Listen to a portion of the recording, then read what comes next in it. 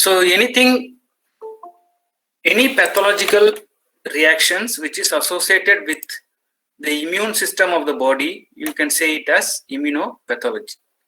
So immunity you would have come across the word immunity quite frequently, isn't it?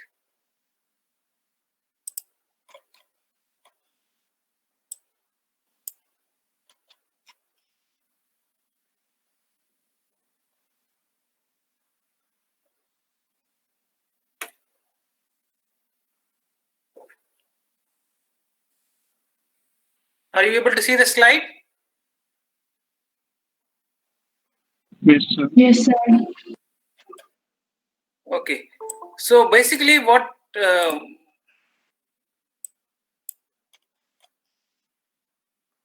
so the immunity, what do you mean by immunity? Immune system or what? Immunity means what? It's the body's ability to defend itself against something which is not its own. Ability of the body to defend itself from antigens. So that is not normally you say them as antigens. Those things which are coming from outside, or it may be from inside the body also. But it is not normal. It's something which is abnormal, which is not required by the body, and then so they are removed by the body system, which can come from outside, majority of the cases, or sometimes internal structures also. So that is what you normally say it as immunity, the defense mechanism of the body to protect itself.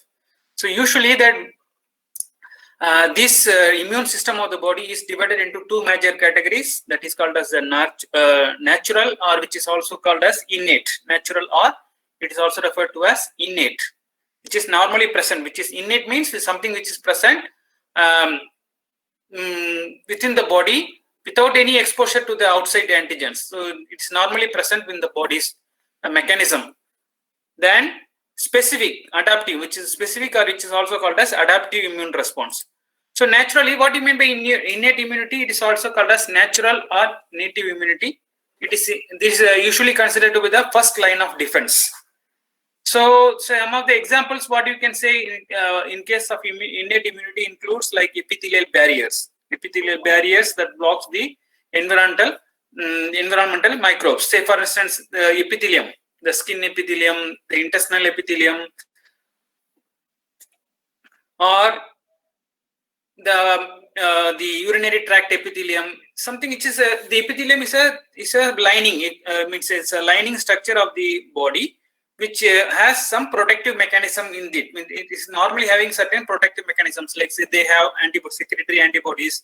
They have, say, saliva. The saliva what we have from the oral mucous membrane, saliva is a protective mechanism where it is having various what you can say the defense cells like lymphocytes or secretory antibodies. All those things are there present in the body itself. Normally in the epithelial coverings. So that is called as epithelial barriers. Then you can also find the normal phagocytic cells. That is what I said. It's naturally like mainly the neutrophils and macrophages. So like saliva, it is having certain normally present phagocytic cells like neutrophils and macrophages in it. Similarly, the urinary tract epithelium. Similarly, there are many types of the intestinal tract epithelium. So all those, it has a lining mechanism, or the mechanism which protects the body from getting exposed to the foreign antigens or microbes or whatever the case may be. So it prevents the body, protects the body from these structures. So that is what you normally say them as. Just a minute, some of your friends are getting joined.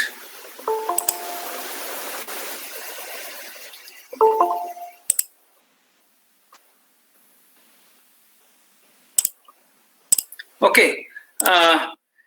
So normally which is present on the body's covering. So then you can also find some protective form mechanism in the form of natural killer cells. Of course, you will be dealt in detail about all those immune system in your microbiology classes. I am just, because since we are going to study about the pathology of the immune system, so we should know basically what is a little bit about what do you mean by immune system and all those mechanisms. So I am just giving a brief outline of the immune system. Then The second major type of immune system is the adaptive immunity. Adaptive immunity, or it is also called as acquired or specific immunity. Why it is called as acquired? Because it takes place, or this type of immune system it develops after it is exposed to the antigens. It is not normally present before. Only when they are exposed to the antigens, then only they will be able to develop, or the body's immune system develops this type of the secondary type, that is called as the adaptive immunity, or it is also called as acquired or specific, or it is also sometimes called as secondary immune system, because it is after the exposure to the microbes. So this is an important component of the immune system. The adaptive immunity is more specific in the nature and it is more powerful. So of course the innate immunity is also quite important, but innate immunity is non-specific. So it is just in the primitive forms, a primitive type of immunity. But adaptive immunities are more specific and they are more powerful mechanisms for the protection of the body from the antigens. So that is called as adaptive immunity. So this adaptive immunity can be of again two types: cell-mediated and humoral. Cell-mediated means those which is caused or which protects the body by the presence of lymphocytes. The cellular cell-mediated, those which is mediated by cells like T lymphocytes, B lymphocytes, or various other types like the neutrophils, all those like mast cells, all those comes under the cell-mediated immunity. Then humoral immunity. Humoral immunity is the one which is basically what you say it as antibodies mediated immunity. So this antibody mediated immunity, and of course you have to remember cell-mediated immunity, the T cells are more important, T lymphocytes are more important. Other than that, you can also find like other cells like the macrophages, then eosinophils, all those helps in the cell-mediated immunity. But T lymphocytes are very important. So like there are two groups again. All those things you will be dealt with in detail in your microbiology classes. Then humoral immunity basically refers to the production of antibodies. There are different types of antibodies like IgM, IgD, IgG, IgA, and IgE. There are various types of antibodies. So they are basically produced by the B lymphocytes. So those with antibody-mediated immunity, you normally say them as humoral immunity. Then cells, those which is the immune response mediated by T cells, or the cell means the T cells, normally you say them as cell-mediated immunity. So then coming to the disorders of the immune system. So when there is, what are the means? So what we have discussed, the immune system. The immune system can be of two types: innate and adaptive. Then adaptive immune system can be of two types: the humoral or cell-mediated. So this is the basics of the immune system. So then what are the pathological reactions which can take place in the immune system? So what pathology or what abnormalities can take place in the immune system? So the basic or the most important type of the pathological condition what you find is the hypersensitivity. Hypersensitivity reactions, which many when you say, I think when I use the word allergy, most of you would have come across the word or come in contact with the word allergy. So the allergy is a basic type of the it's a type of hypersensitivity. Of course, allergy is of different types. So there are different types of hypersensitivity reactions. So hypersensitivity. So as the name indicates, it's a type of the reaction where the immune system produces an exaggerated or more than the required level of immune response. So that is why many a times you would have come across the word or you will be coming across the word immune system can be called as a double-edged sword. So it is there mentioned here, double-edged sword, because most of the times it is protective in nature, but what happens when the same immune response is more than the required level, then it can produce injurious or abnormal or pathological conditions in an animal. So in that case, so because of that, immune system is usually referred to as a double-edged sword, because it can be both protective as well as it can produce abnormal reactions in the body. So that is hypersensitivity. Then the second type of pathological condition associated with the immune response or immune system is the autoimmune diseases. Autoimmune diseases basically refers to the production of antibodies against body's own antigen. Autoimmune. So it is producing antibodies against body's own antigen. So that is called as autoimmune diseases. Then there is next group of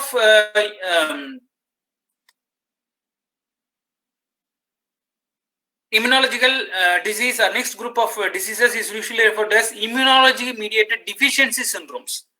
Deficiency. One is that there may be higher reaction, then you say it as hypersensitivity, then there may be lower reactions or lower than the required levels, then you say them as immunodeficiency or immunodeficiency disorders or immunologically deficiency disorders. So that is type. Then the third type is autoimmune, which normally should have not been taking place because the body should be able to differentiate between the normal and abnormal, means the body's own and the external antigens. So if the body is not able to recognize the differentiate between the body's own antigens and the external antigens, then you say normally produces an immune response called as the autoimmune diseases. Then there is another group usually referred to as amyloid disease. It's not actually it is even though immunologically mediated disease, but it is not totally dependent upon the immune system. It is immune mediated, but it's not an means exactly an immunological disorders, or it's not an immunopathological condition, but you can refer them or you can include them, this amyloidosis, as a part of the immune mediated disorders.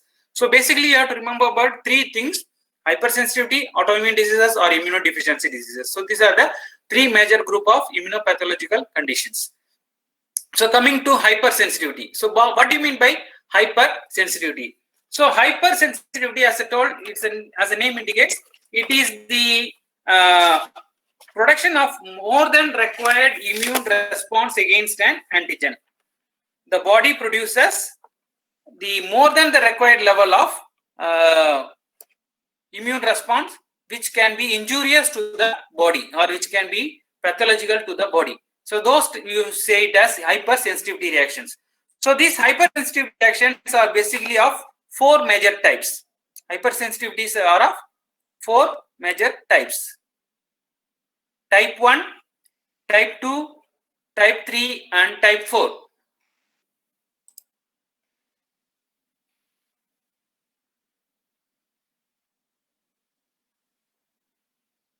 Yeah, see, what is normally when there is inadequate, so this is what your classification is, that inadequate or immune ability of, say, when it is normal, the immune system is normal, then it is okay.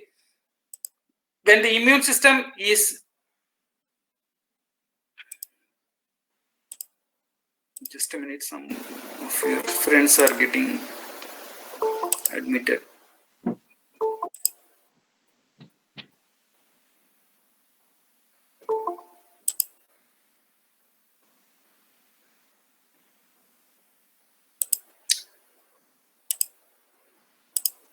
Okay, so when it is abnormal, so the abnormality can be of four major types: inadequate immune response or absent of immune response. That is what you normally say it as immunodeficiency. Example is like the most important example what you have to remember is AIDS, acquired immunodeficiency syndrome. So that is AIDS. So it's an immunodeficiency. The immune response is less than the required level. Then it may be excessive or inappropriate. That is what you normally say it as hypersensitivity, or the failure to recognize between self and non-self antigens. That is what you normally say it as autoimmune disorders. Or so that is what you say that as different types of immune mediated. Then coming to the types of hypersensitivity. So hypersensitivity, as I told, it is a production of excess more than the normal level of the immune response. So this hypersensitivity is of four major types. That is type 1 hypersensitivity, type 2, or type 3, and type 4. There are four major types of hypersensitivity reactions. So coming to type 1 hypersensitivity. So the type 1 hypersensitivity, it is also called as immediate hypersensitivity reaction. Immediate type, or it is also commonly referred to as allergic type, allergic type or immediate type. So this in this type, why it is called as immediate type is that the reaction, the body shows the reaction within minutes after exposure to the antigens. Immediately after there is exposure to the antigens, the body starts showing some abnormality in the way it is showing its responses. So that is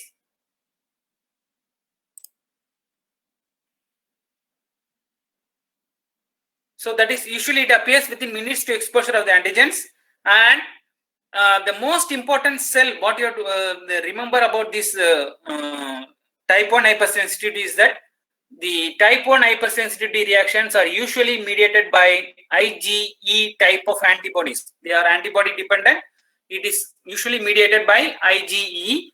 And the other major cell, which is the cell of importance you have to remember in the hypersensitivity, in this type of hypersensitivity, is the mast cell. So the mast cells and basophils, these are the two major cells which are important in type 1 hypersensitivity, mast cells and basophils. And these most of the times these type 1 hypersensitivity, for the type 1 hypersensitive reactions to take place, the body should have been exposed to the antigens previously. The previous exposure to the antigen is required. Previous exposure to antigen is necessary. So that, say for instance, pollen grains. Some people may be allergic to pollen grains, or some people may be allergic to, like say, some food allergy. I think many of you would have come across the word food allergy. So like seafoods, many of the people may be allergic to seafoods. So when these people take the seafoods for the first time, they may not show the hypersensitivity reaction. But when the same people, once they have taken the seafoods, they are sensitized. Then these people are getting sensitized. And so when they are sensitized, the second time when they take the food, if they are allergic, then they start showing the reactions. That is what you normally say it as sensitization. Exposure is important in this type 1 hypersensitivity reactions. So these type 1 hypersensitivity are of two types. Usually when it is localized, when it is in local areas, then you usually use the term allergy. Say for instance, if it is only in the skin allergy, or it may be in the food allergy, means only the intestine is involved, only the skin is involved. If it is a localized area, then you normally use the term allergy.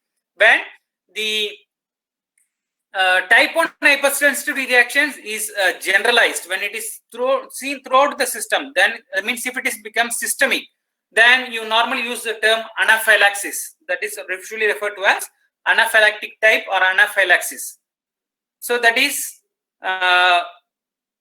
what you normally say it as the systemic type of type 1 hypersensitivity, or it is also referred to as anaphylactic type of hypersensitivity.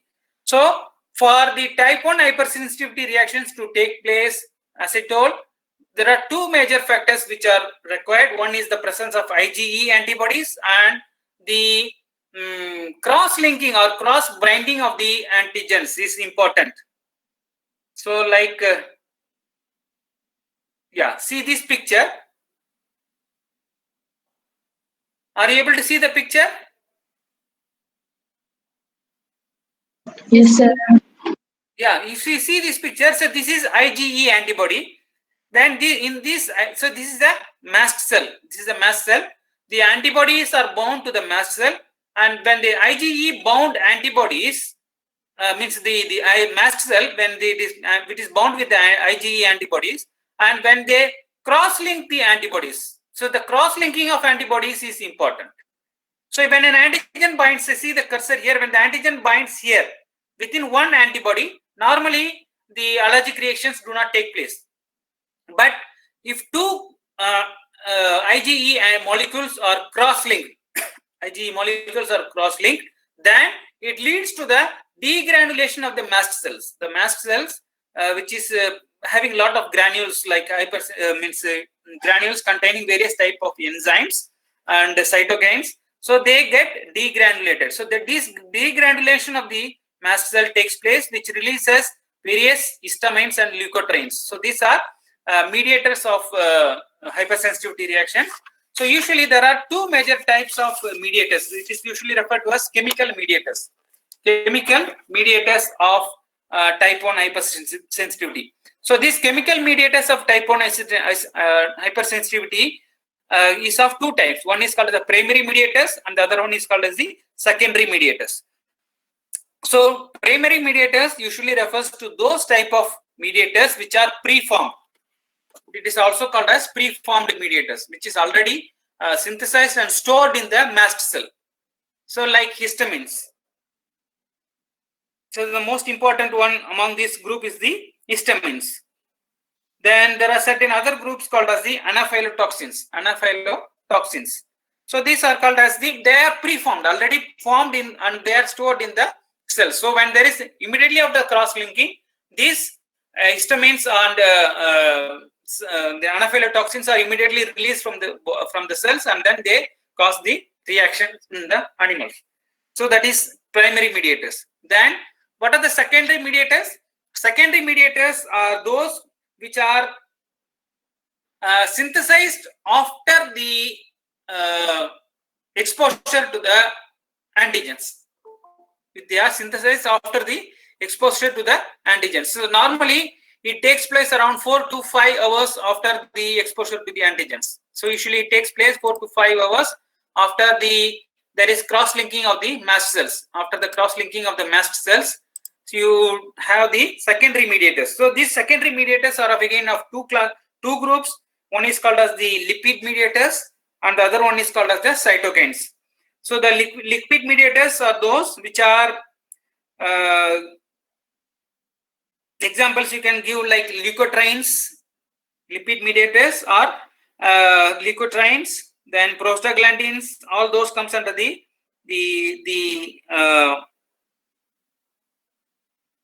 lipid mediators. Then another group include various type of cytokines, different types of cytokines like tumor necrosis factors, then interleukin 1, interleukin 4. There are many other types of cytokines. So basically, so there are two major groups of the chemical mediators are released. One is called as the primary mediators, which are released immediately after the cross-linking of the antigens in the mast cells. So they are already stored in the mast cells. So then immediately after the cross-linking of the antibodies, these are released. The most important one is among them is the histamines and anaphylotoxins. Then the second group are the secondary mediators, which can be lipid mediators and cytokines. Lipid mediators can be leukotrienes and prostaglandins. Then cytokines can be of various types like tumor necrosis factors, then interleukin 1, 4. There are many types of these cytokines. So what they basically do, all those release of these cytokines results in the reactions. What you can find is that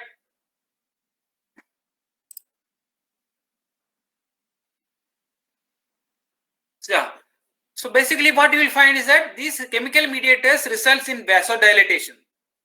There will be vasodilatation. That means the blood vessels are enlarged. Vasodilatation. There will be increased vascular permeability. There is increased vascular permeability. Then you can also find bronchoconstriction, because many of these mast cells, there is the presence of mast cells are more common around the lung tissue. So there is what you can find is that there may be bronchoconstriction and around the lung tissue, bronchoconstriction. So these are the major changes what you can find. And so examples of type 1 hypersensitivity, you can give allergic rhinitis, then asthma, eczema, then various urticarias, that means skin reactions. Urticarias are the type of skin reactions. Or if it is systemic, then you can normally use the term anaphylaxis. If it is a systemic type, then you normally use the term anaphylaxis.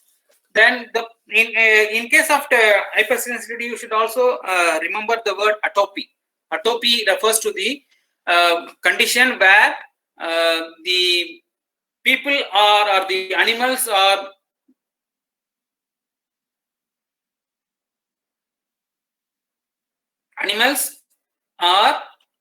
what you can say, by birth they show increased immunological reactions to a normally non important antigens. So those people shows, but what you have to remember basically is that those type of animals or those type of people shows more than the normal level of immune response. So those people are usually called as atopic. So they are you can also say them as allergic or atopic. It is usually called, these two words are mostly used, atopic or allergic. Of course, there is a difference between these two words, allergic and atopic condition, but it may not be required at this stage for you. So you just remember atopic peoples are those type of people who are those type of animals who shows more than the normal level of immune response to a normally harmless antigens. So in case of systemic anaphylaxis, you can find is that there will be reduction in the blood pressure, basically due to vasodilation. So when there is vasodilation, the blood the presence of blood is more there in the peripheral circulation. So when there is more amount of blood in the peripheral circulation, the body will or the heart will not be having a sufficient amount of blood to supply or pump the sufficient amount of blood. So there will be reduced blood pressure.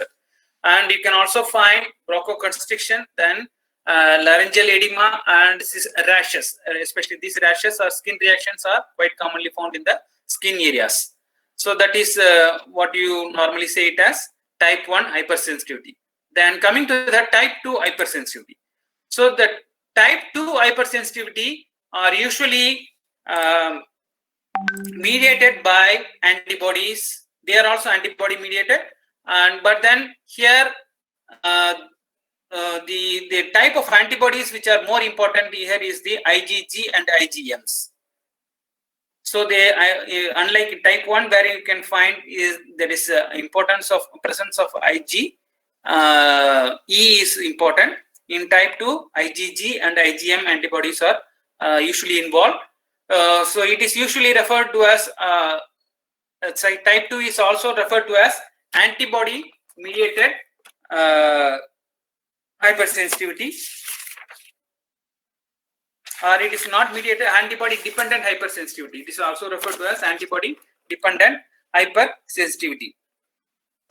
So basically in this type, what you can find is that there are two mechanisms by which this type of hypersensitivity can take place. One mechanism is that complement activation. So there is one mechanism where there is a complement is activated. So when the antibodies are bind to the cells of the surface of the cells or tissues, when the antibodies binds to the surface of the tissues or cells, then the complement system is activated, which results in the formation of that what is called as membrane attack complex. Membrane attack complex. Of course, you will be, again, as I told, you will be taught about these things in your immunology classes in detail. So here basically remember that the complement activation leads to the formation of membrane attack complex. This membrane attack complex are nothing but it is also called as perforins. What they drill holes, or they make holes in the cells, which leads to the leakage of the cellular components and ultimately the death of the cell. So that is complement mediated activation. Or the second type, it is called as ADCC. It is usually referred to as ADCC, which refers to antibody dependent cell mediated cytotoxicity. Antibody dependent cell mediated cytotoxicity. So in this type,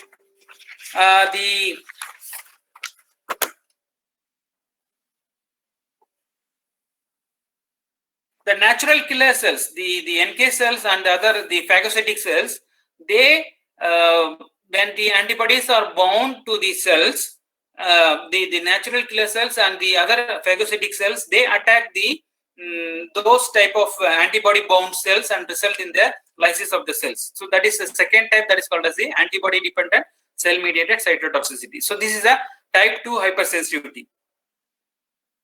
So examples, you can give disease examples like Graves' disease, then hyperacute graft rejections, then myasthenia gravis. These are some of the examples of type 2 hypersensitivity. Say for instance, example we can say in type 2 hypersensitivity, like in Graves' disease, it is more like the antibodies are targeted against the thyroid cells. The antibodies are targeted against the thyroid, normal thyroid cells of the body, leading to the destruction of the autoimmune thyroiditis. It's a type of autoimmune thyroiditis, the type 2 hypersensitivity. Though in case of type 3 hypersensitivity, type 3 hypersensitivity are those again which are mediated by antibodies, but here the difference between type 2 and type 3 is that there the antibodies are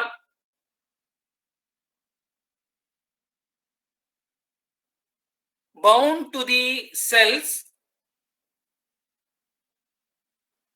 directly.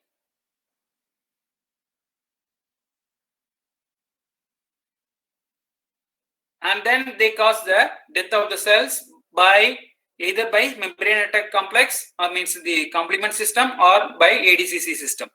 In case of type 3 hypersensitivity, here antigen antibody complex, antigen and antibody, they combine to form an immune complex. Antigen and antibody, they form an immune complex, and these immune complex are getting deposited into the different parts of the body. This immune complex gets deposited in the different parts of the body, producing various type of inflammatory reactions. So the immune complexes which are deposited in the body, they are normally removed by the macrophages and the other phagocytic systems of the body. So when and one point you have to remember in type 3 hypersensitivity is that when the antigen antibody complex is large enough, then they are usually removed by the system.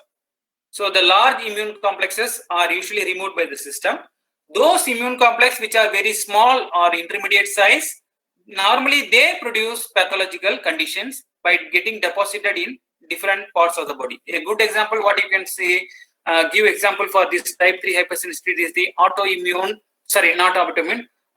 mediated glomerulonephritis. Immune mediated glomerulonephritis. So this glomerulonephritis is a condition which is found in case of the glomerulus. The immune complexes normally they get deposited in the glomerulus, around the glomerulus, and produces a nephritis that is called as immune mediated glomerulonephritis. So that is type 3 hypersensitivity. So some of the important factors which influence this immune complex persistence are the complex size. As I told, the smaller the complex, they normally produce more reactions because they easily get deposited, and they can easily evade the phagocytic system of the host. So say large and the small. The large and the small ones are efficiently cleared, and the intermediate size of the immune complex are usually the one which is responsible for the immune complex mediated hypersensitivity or type 3 hypersensitivity. So a good example for this type 3 hypersensitivity is the systemic lupus erythematosus. Systemic lupus erythematosus, or you can also give like glomerulonephritis, as I previously told, glomerulonephritis. Then coming to the next one. So whatever we have discussed, these three types, they are mediated by immune complex. Not immune complex. Mediated by the antibodies. They are antibody dependent. Like type 1, it is IgE antibody. Type 2, it is IgG and IgM. Type 3 also again IgG and IgM are responsible, but their antibodies are important for this type of hypersensitivity. In type 4, so this type 4 hypersensitivity is basically mediated by the cell, T cells. So they are usually referred to as delayed type hypersensitivity because they are usually develops after a longer duration, maybe around 12 hours after exposure, 12 to 24 hours after exposure to the antigens. So they are usually referred to as the delayed type hypersensitivity, or it is also got referred to as cell-mediated hypersensitivity. Cell-mediated because the cells are responsible for this type of hypersensitivity. Type 4 or cell-mediated hypersensitivity, or it's usually referred to as a delayed type because it develops slowly. One is the type 1, which is immediate type. Type 2 and type 3, it takes a little bit longer time, but not like the type 4. In type 4, it's a much longer time, maybe around 12 to 24 hours after the exposure to the antigens. So in type 4 hypersensitivity, they are, so a good example you can again give for the better type of example for the type 4 hypersensitivity is the tuberculin reaction. Tuberculin reaction, it is a type of reactions or tuberculin test. There is a type of test what they do is that this the tuberculin antigens, they are usually injected on the surface of the skin to identify tuberculosis. In case of animals, say they do the intradermal test. So the tuberculin purified protein derivatives, that is usually referred to as PPDs, purified protein derivatives. So when they are, these purified protein derivatives are injected into the skin of the animal, then after after the exposure, maybe around 48 to 72 hours after the exposure to the tuberculin antigens, they produce an immunological reaction at the site of injection and produces a swelling. So that is basically characterized by a granulomatous type of reaction. So the granulomatous type of reaction takes place at the site of injection. So examples you can include, like sometimes you can also, so tuberculin is one example. Then you can also give examples like there are other types like drug sensitivities. There are some in some type of drug sensitivities also you can find this type of hypersensitivity reactions. And usually this delayed type hypersensitivity is characterized by granulomatous type of inflammation, where you can find the development of granuloma in the as a major clinical finding in case of these type of hypersensitivity reactions. So this is all about the different types of hypersensitivity. Then coming to the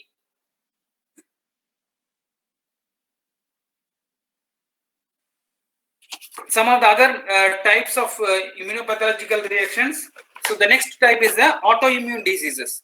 So autoimmune diseases, again I will just give you only a brief outline because this it's not normally that important for the UG type of UG standard, but still you should know what is an autoimmune diseases. So autoimmune diseases basically refers to the failure of the body to discriminate between self and non-self antigens. So the body will not be able to differentiate between a self antigen and a non-self antigens. That means it will not be able to differentiate body's own tissue from that of the outside tissues. And so because of that, the body produces antibodies against its own tissues. It produces antibodies against its own tissues.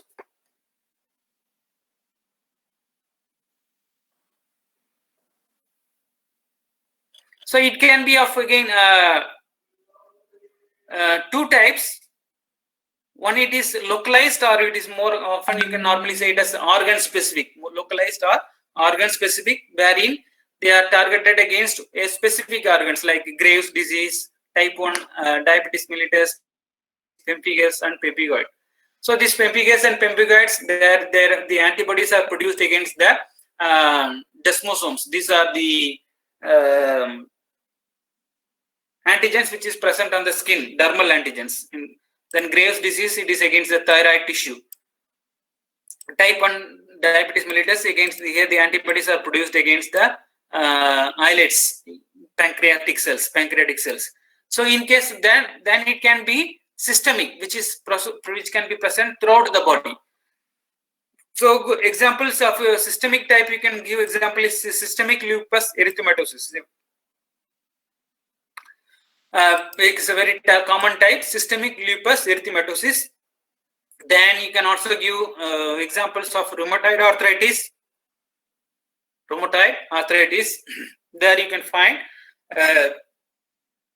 So in case of systemic lupus erythematosus, the antibodies are produced against the nuclear antigens. So many type of nucleus antigens of the nucleus are targeted in systemic lupus erythematosus. In case of rheumatoid arthritis, the antibodies are usually targets against the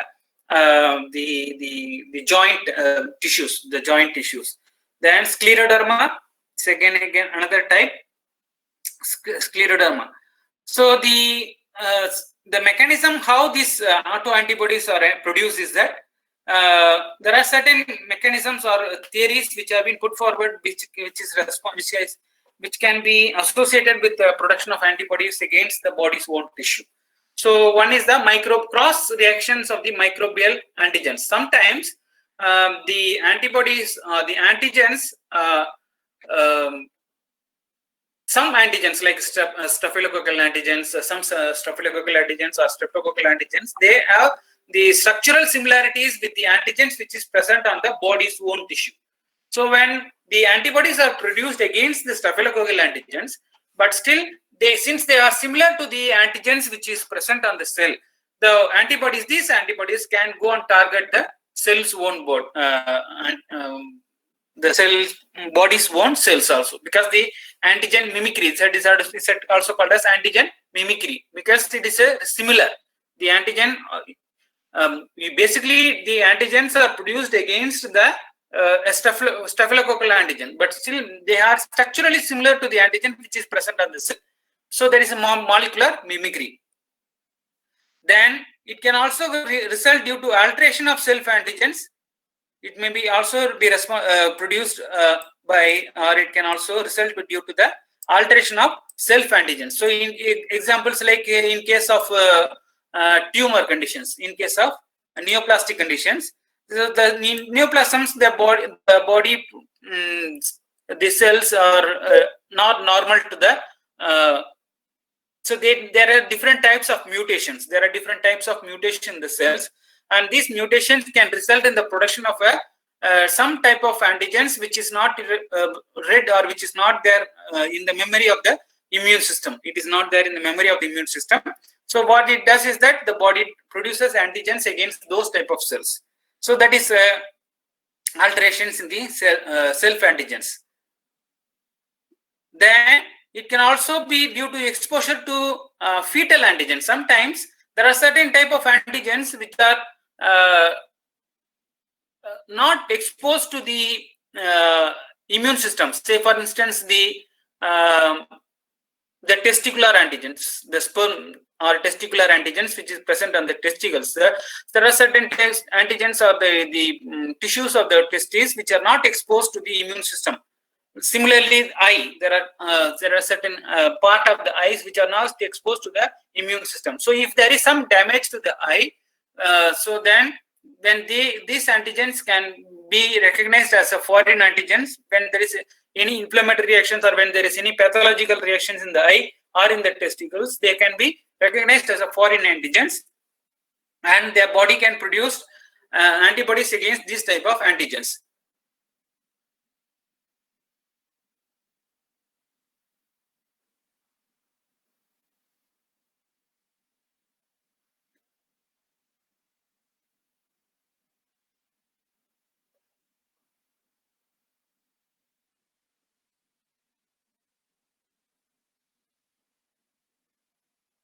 Then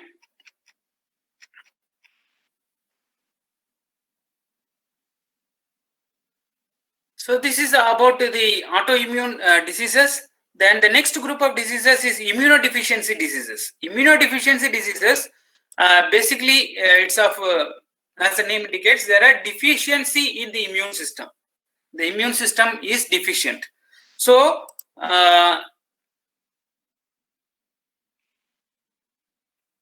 again, these immunodeficiency diseases is of two types. One is called as a primary and another one is called as secondary. Immunodeficiency can be of two types: primary immunodeficiency and secondary immunodeficiency. So the difference is, in case of primary immunodeficiency, which is this type of deficiency normally takes place when the body's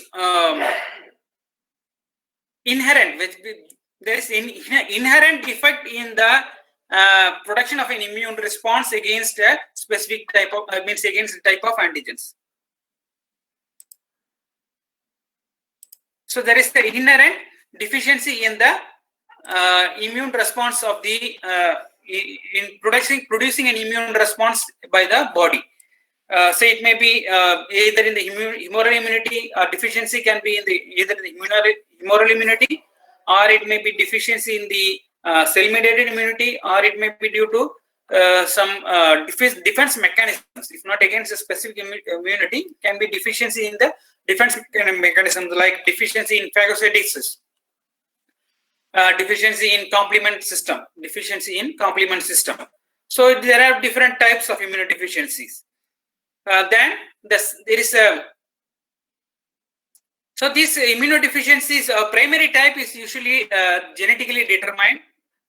So it is usually what you can say is it is present at the time of birth. It is inherited. So it is genetically determined. Then secondary type, there is a second type of secondary form of immunodeficiency, which results from the exposure to a certain type of disease conditions. So there are, in case of say a good example is the AIDS, acquired immunodeficiency syndrome. So there, what it does that HIV, human immunodeficiency virus, when it is exposed to the when the body is exposed to this type of viruses, they cause the destruction of the immune cells, and because of that, the body will not be able to produce an immune response against the a proper immune response against the antigens. So that is secondary type. So another example you can give, especially in case of chicken, there is a condition called as chicken infectious anemia, infectious bursal disease. So in case of chicken infectious anemia, the immune system goes down, or in infectious bursal disease, the bursa is damaged, and so the body will not be able to produce or the bursal, which is responsible for the B cell immunity, it will be deficiency in those chickens. So like in case of animals, there are feline infectious anemia, or feline infectious it's a deficiency. Basically, it is caused by a deficiency of feline.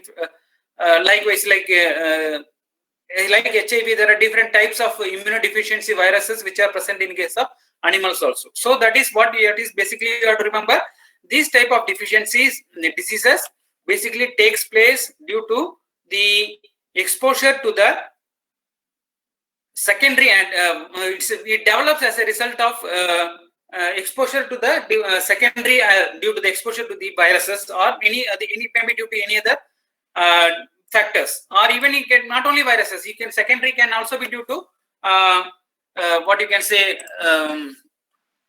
It may also be due to immunodeficiency developed due to the hypoproteinemias. When the animal is hypoproteinemic, then the body's defense mechanism is not good enough to protect the body against the antigens. So it's again leads to immunodeficiency. So it's a secondary type. Nutritional causes. It may be due to nutritional causes. So these are different types of the immunodeficiency diseases. So immunodeficiency can be of primary type or secondary type. Primary type is the one which is normally present at the time of birth, or it is passed on by hereditary reasons, or which is due to unknown causes, which is genetically determined. Secondary is the one deficiency is the one which is due to some exposure to the viruses, or it may be due to nutritional factors, or it may be due to some other causes which causes immune response, reduction in the immune response. So these are some of the important immunopathological conditions, usually what you can find in case of animals. So I think with that we will stop here. We'll continue in your next class. Thank you.